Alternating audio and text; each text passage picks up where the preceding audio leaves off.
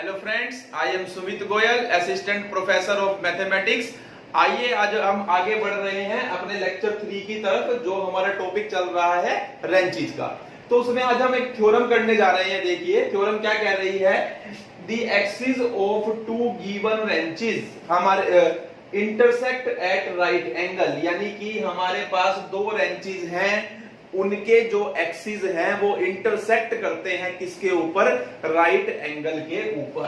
तो अब आपको जैसा कि पता है कि जो हमारा रेंच होता है, रेंच किससे बनता है, एक फोर्स से और एक मूवमेंट ऑफ कपल से। और वो जो मूवमेंट ऑफ कपल की लाइन है और जो फोर्स की लाइन ऑफ एक्शन है वो कोइंसाइड करती है।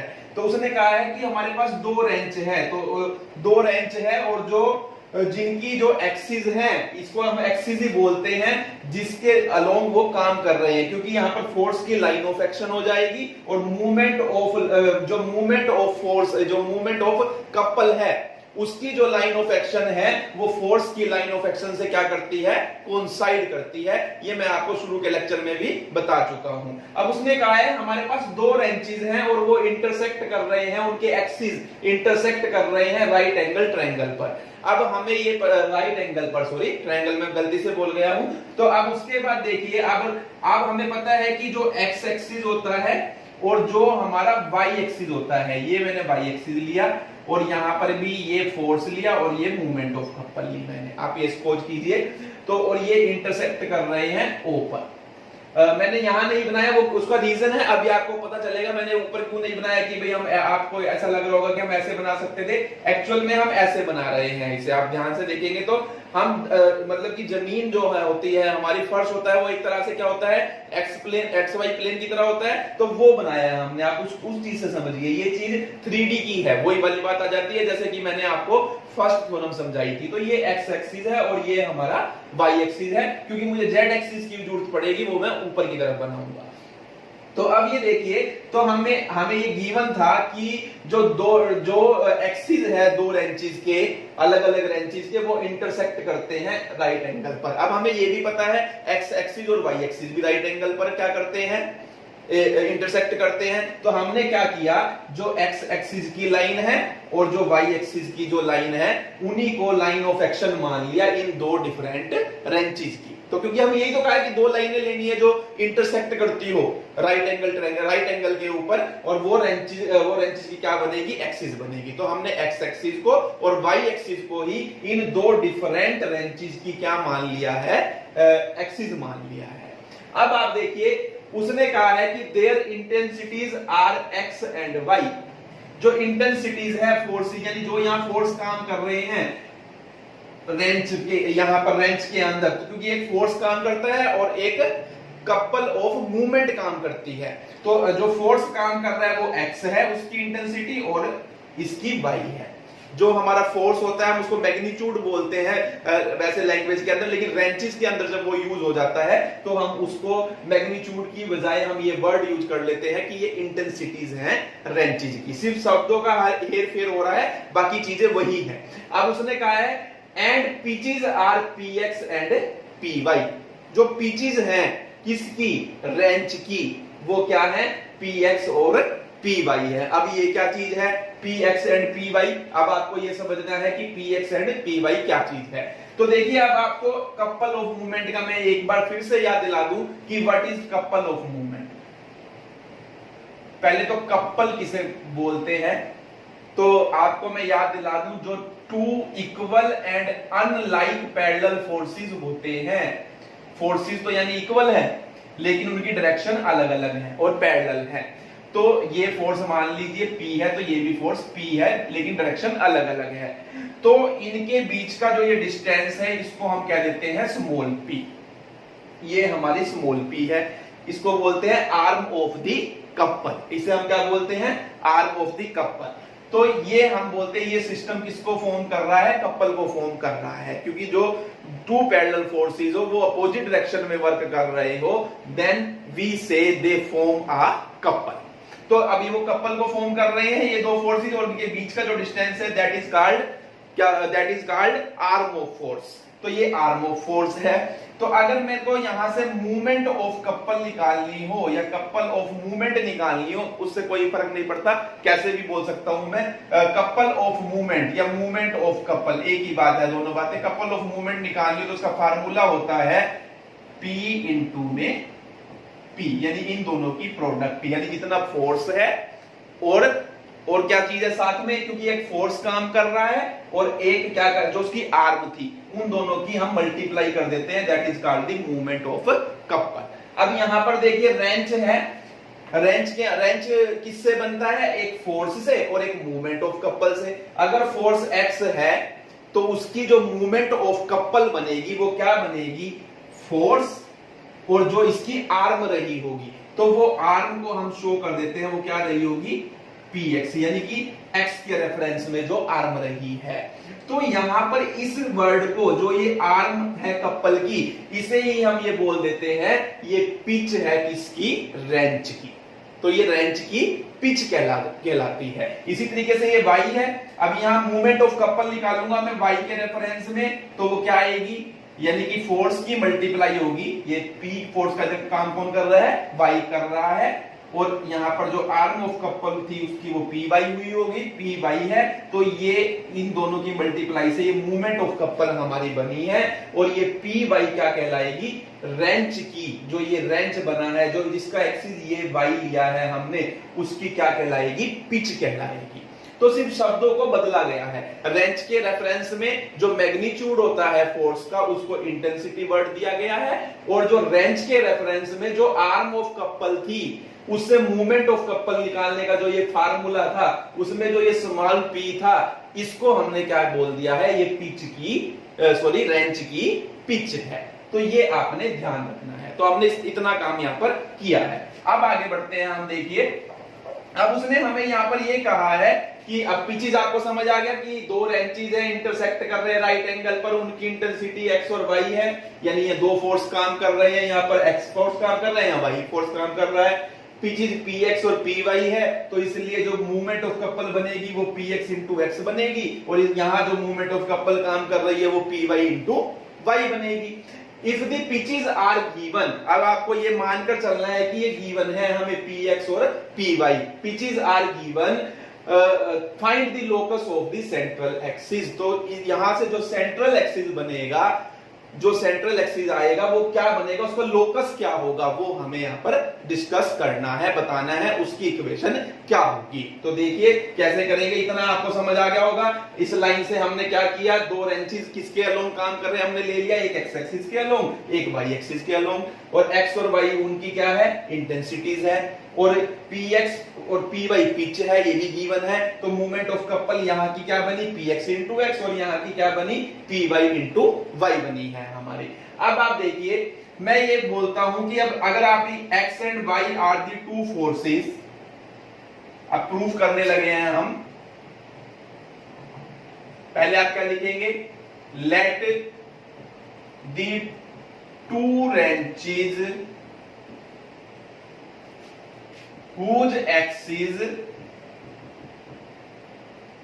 intersect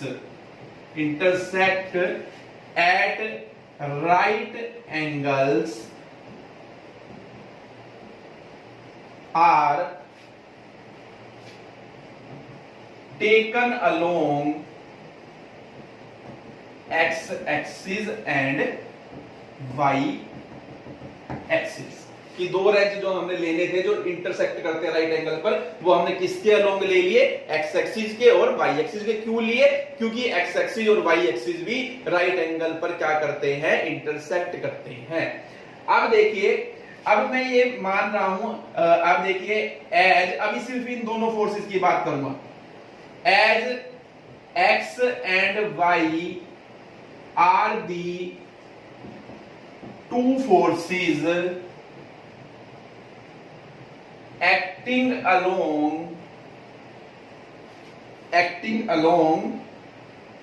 OX and OY, let their resultant be their resultant be represented by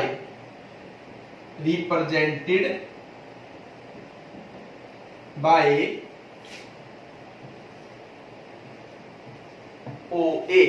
इन दोनों का मैंने कहा कि ये एक एक्स फोर्स है, ये वाई फोर्स है, इनका रिजल्टेंट जो है रिजल्टेंट आर, ये भी मैंने लिख दिया, इनका रिजल्टेंट आर है, वो एक्ट करता है अलोंग OA। ये मैंने कहा कि ये OA, इनका रिजल्टेंट कहीं ना कहीं इनके बीच में ही एक्ट करेगा, और ये मैंने कहा कि ये OA के अलोंग एक्ट कर रहा है, और ये जो एंगल बना रहा है एक्स एक्सिस के साथ थीटा डिग्री का एंगल बना रहा है, क्योंकि जहां भी होगा रिजल्टेंट कुछ ना कुछ तो एंगल बनाएगा ना वो इस लाइन के साथ। तो मैंने कहा कि वो थीटा डिग्री का एंगल बना रहा है, तो हमने लिखा एक्स और वाई जो थे वो फोर्सेस है अलोंग एक्स एक्सिस और वाई एक्सिस, और हमने सपोज किया कि their resultant R be represented by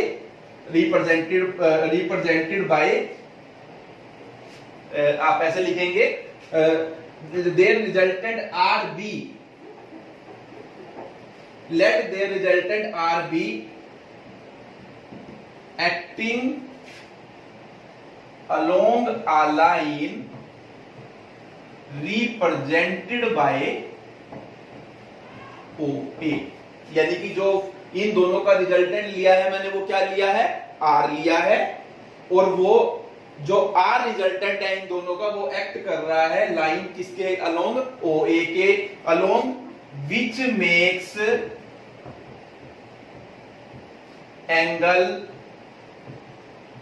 theta with x axis, जो एंगल बना रही है कितने डिग्री का, थीटा डिग्री का, किसके साथ, एक्स एक्सिस के साथ। तो ये सारी की सारी कहानी जो हमें गिवन था वो लिखा, और यहां से हमने कहा कि ये दो फोर्स है, अभी मैं सिर्फ फोर्स की बात कर रहा हूं, और फोर्स है तो उनका रिजल्टेंट भी होगा, उनका रिजल्टेंट लिया मैंने और उसको आर से रिप्रेजेंट किया, और मैंने कहा कि वो एक्ट कर रहा है अलोंग OA, और जो ये OA लाइन है ये एक्स एक्सिस के साथ एंगल बनाती है कितने डिग्री का, थीटा डिग्री का। अब मैं फोर्स को रिजोल्व कर रहा हूं, अब देखिए नाउ, अब देखिए अगर अगर आपका फोर्स है और मैं इसको रिजोल्व करना चाहता हूं, अब आप उल्टा कर रहा हूं मैं थोड़ा सा, अगर मैं इसको रिजोल्व करना चाहता हूं इस लाइन के अलोंग और इस लाइन के अलोंग, तो देखिए इस लाइन के अलोंग क्या आएगा मेरा फोर्स, इसका रिजोल्व पार्ट, इसका रिजोल्व पार्ट क्या आएगा, आर, और कोसाइन ऑफ द एंगल जितना ये लाइन इसके साथ बना रही है, कितने का बना रही है, थीटा डिग्री का, तो आर कोस थीटा आपका ये आएगा इसका रिजोल्व पार्ट। और इसका रिजोल्व पार्ट है क्या, इसका रिजोल्व पार्ट क्या है, एक्स है, क्योंकि एक्स और वाई का रिजल्टेंट अगर आर है तो इट मींस ये हुआ कि एक्स और वाई इस आर के रिजोल्व पार्ट है। ये मैं फार्मूला लगा रहा हूं भाई, इसका एक रिजोल्व पार्ट क्या बनेगा, आर कोस थीटा, जो यहां इस लाइन के अलोंग आएगा, और दूसरा क्या बनेगा, आर साइन थीटा, वो कि यानी जो इस लाइन के अलोंग काम कर रहा है, और इस लाइन के अलोंग कौन सा फोर्स काम कर रहा है, एक्स, और इसके अलोंग वाई। तो ये आप ये बात समझ गए होंगे कि आर कोस थीटा किसके इक्वल होगा, एक्स के, और आर साइन थीटा किसके इक्वल होगा, वाई के। इसे आप कहिए इक्वेशन नंबर 1, और इसे हम कहेंगे इक्वेशन नंबर 2।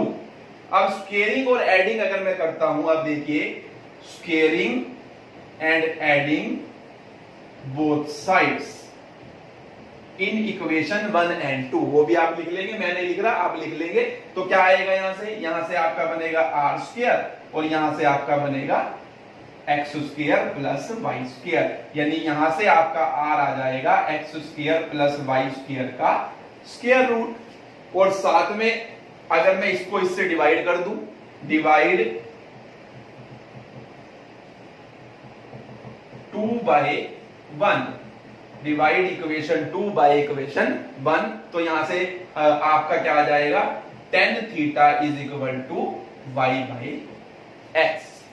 तो यहां से मैंने प्रूव क्या किया, देखिए यहां से मैंने ये प्रूव किया क्योंकि x और y गिवन है, इट मींस ये रिजल्टेंट आप निकाल सकते हैं, और वो इस फार्मूले से निकलेगा। और ये जो जिस लाइन के अलोंग रिजल्टेंट काम कर रहा है उसकी हम डायरेक्शन निकाल सकते हैं। डायरेक्शन का मींस क्या हुआ, वो कितने डिग्री का एंगल बना रही है x एक्सिस के साथ। तो ये यहां पर जो डिग्री का एंगल बना रही है थीटा डिग्री का, यहां से थीटा निकल सकता है। क्यों निकल सकते हैं? क्योंकि एक्स और वाई गिवन है, ये गिवन है हमें, इंटेंसिटी एक्स और वाई है, तो एक्स और वाई गिवन है, तो रिजल्टेंट भी निकल जाएगा और हमारा एंगल भी निकल जाएगा। एंगल निकलने का मतलब रिजल्टेंट जिस लाइन के अलोंग काम कर रहा है उसकी डायरेक्शन क्या है वो निकल रही है। तो ये हमारी इक्वेशन नंबर 3 कहेंगे और अब हम इसे कहेंगे इक्वेशन नंबर 4। तो ये तो काम हुआ किसके लिए? फोर्सेस के लिए। अब आ जाइए मूवमेंट ऑफ कपल पर।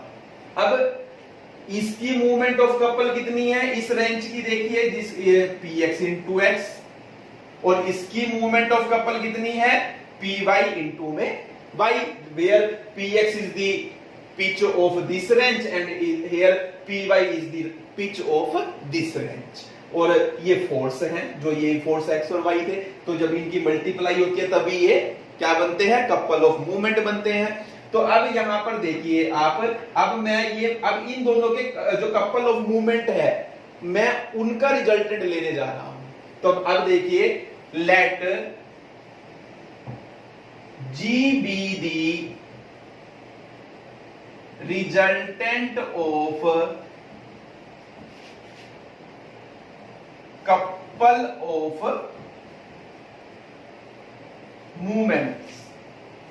movements, ये कपल ऑफ मूवमेंट्स रिजल्टेंट लेने जा रहा हूं। मैंने कहा कि G रिजल्टेंट है किसका? कपल ऑफ मूवमेंट्स का। कपल ऑफ मूवमेंट्स कौन कौन से? px into x and py into में y। और किसके अलोंग लेने जा रहा हूं? अलोंग ए लाइन, इसको मैंने कहा OB, along A line OB which makes an angle phi with OA, जो 5 डिग्री का एंगल बनाती है किसके साथ? OA के साथ। मैंने इसके साथ नहीं लिया, एक्स एक्सिस के साथ। अब ये ध्यान रखना है, मैंने ये एंगल लिया है वो किसके साथ बनाया है? OA लाइन के साथ कितने डिग्री का एंगल बना रही है उससे मैंने इसको डिफाइन किया है कि इसका और इसका जो यहां मूवमेंट ऑफ कपल है इनका रिजल्टेंट इस OB लाइन के अलोंग एक्ट कर रहा है इस, और ये G से हमने शो किया है। और ये जो G की जो लाइन ऑफ एक्शन है ये 5 डिग्री का एंगल बनाती है विद किसके साथ? With the resultant line of the forces x and y। अब क्या फायदा होगा वो अभी आप देखना। तो देखिए, अब इसको मैं रिजोल्व करना चाह रहा हूं G। अब इस G जो कपल ऑफ मूवमेंट है ये भी एक तरह का फोर्स ही है, तो मैं इसको क्या कर रहा हूं? रिजोल्व कर रहा हूं। अब देखिए, रिजोल्विंग G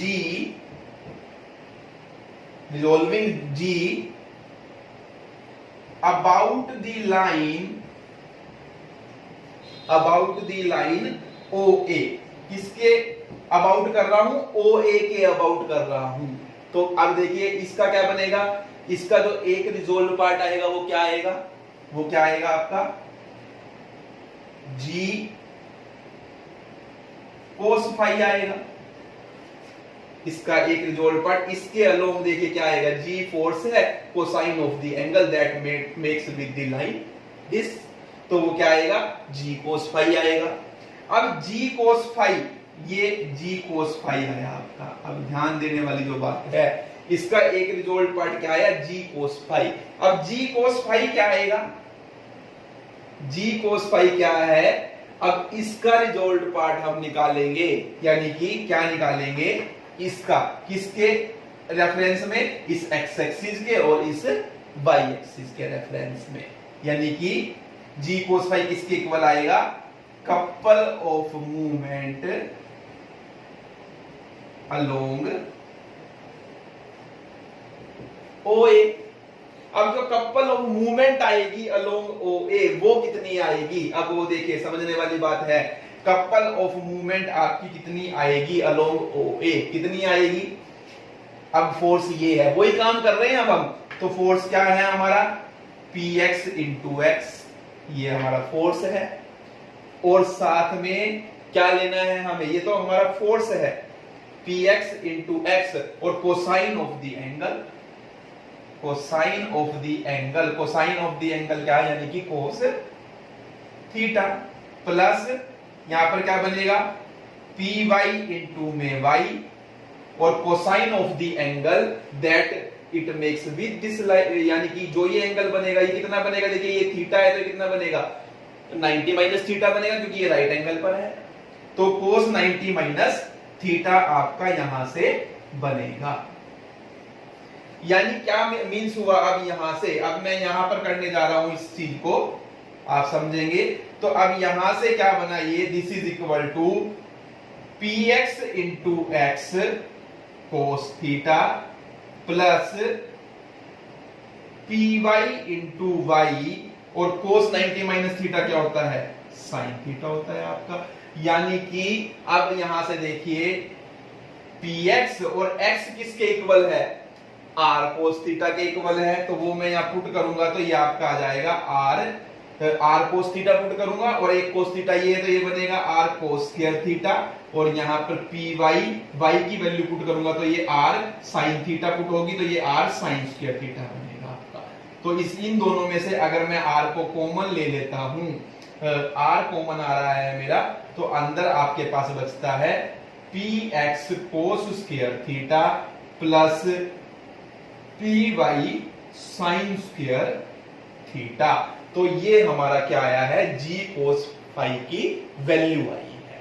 तो ये देखो, ये बात समझनी है आपने, मैंने मोमेंट ऑफ कपल की लाइन ऑफ एक्शन ये ली है जो इन दोनों का रिजल्टेंट है, फिर इसका जो रिजल्ट पार्ट आया वो इस लाइन के अबाउट लिया, इस लाइन के अबाउट लूंगा तो वो g cos फाई आएगा। अब g cos फाई जो निकालूंगा मैं, तो वो क्या बनेगी, कपल ऑफ मूवमेंट बनेगी, किसके अलोंग, OA के अलोंग बनेगी। तो वो OA के अलोंग मैंने इसी जिस तरीके से x और y की निकाली थी इनके रेफरेंस में, इन दो एक्सिस के रेफरेंस में, तो उसी तरीके से इसका जो मैंने g cos फाई की वैल्यू निकाली है इन दोनों के रेफरेंस में निकाली है। ये बात आपको समझनी है। तो वो सेम उसी तरीके से निकाली है, बस वहां पर फोर्स ये था और यहां फोर्स ये है। तो ये बात आपको ध्यान रखनी है। और उसके बाद मैंने जो वैल्यू पुट की है इसका यूज किया है, तो यहां से मेरी g cos फाई की वैल्यू आपकी ये बनती है। तो ये हमने निकाला है, g cos फाई जो है हमारा वो ये आया है, इसे आपका ये इक्वेशन नंबर 5। मैं यहाँ लिखने जा रहा हूं, उसके लिए मैं ये रब कर रहा हूं, आप ध्यान से देखिएगा। मैं इसको रब कर रहा हूं क्योंकि मुझे इसकी जरूरत नहीं है, आपको इनकी जरूरत थी। ये आपको पता चल चुका है कि ये किस वजह से आए थे, और हमें इस चीज की जरूरत थी g cos फाई की, वो आपका आ चुका है। बाकी अब मैं रब कर रहा हूं और आपको समझाऊंगा आगे उसके बाद।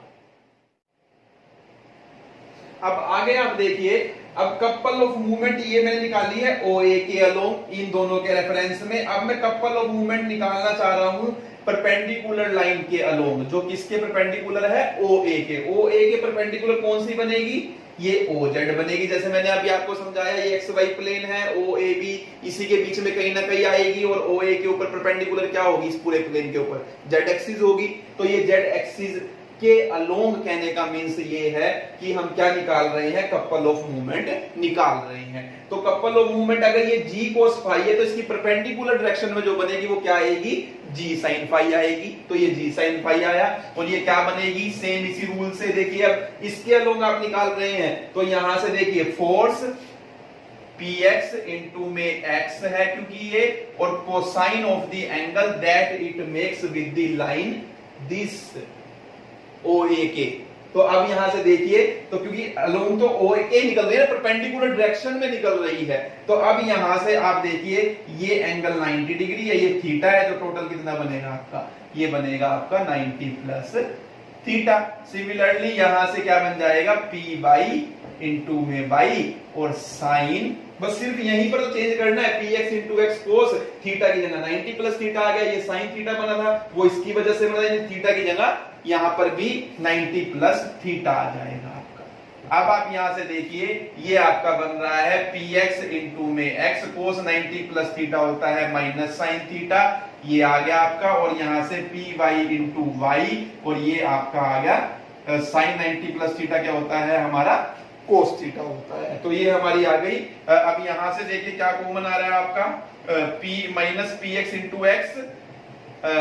अब x को पुट करेंगे हम r कोस थीटा, r यहां से आ जाएगा ये r sign theta cos theta, और पी y को आप पुट करोगे r साइन थीटा, तो यहां से भी आपका आ जाएगा r sign theta cos theta from equation 1 and 2 जो मैं रब कर चुका हूं, वहां से मैंने ये वैल्यू पुट की है। x r कोस थीटा के इक्वल था और y r साइन थीटा के इक्वल था। तो अब इन दोनों में से देखिए आप r sign theta cos theta आपका कॉमन आ रहा है, तो आपके पास यहां से बचता है पी वाई और यहां से माइनस पी एक्स। तो ये आपकी g साइन फाई की वैल्यू आई है। इसे हम कहेंगे इक्वेशन नंबर 6। ये 5 तक हम लिख चुके थे, ये इक्वेशन नंबर 6 आई है। अब क्या फायदा हुआ इससे, अब आप ये देखिए, हमने पहले ये निकाल कर दिखाया कि रिजल्टेंट आ रहा है इन दोनों फोर्सेस का। अब हम ये दिखा रहे हैं इन मूवमेंट्स की, इन कपल ऑफ मूवमेंट्स की भी एक रिजल्टेंट जो रिजल्टेंट आएगा, रिजल्टेंट कपल ऑफ मूवमेंट आएगी, वो जी आएगी, तो वो भी निकल सकती है, वो एग्जिस्ट करती है। वो क्यों करती है वो अब आपको दिखेगा क्यों कर रही है।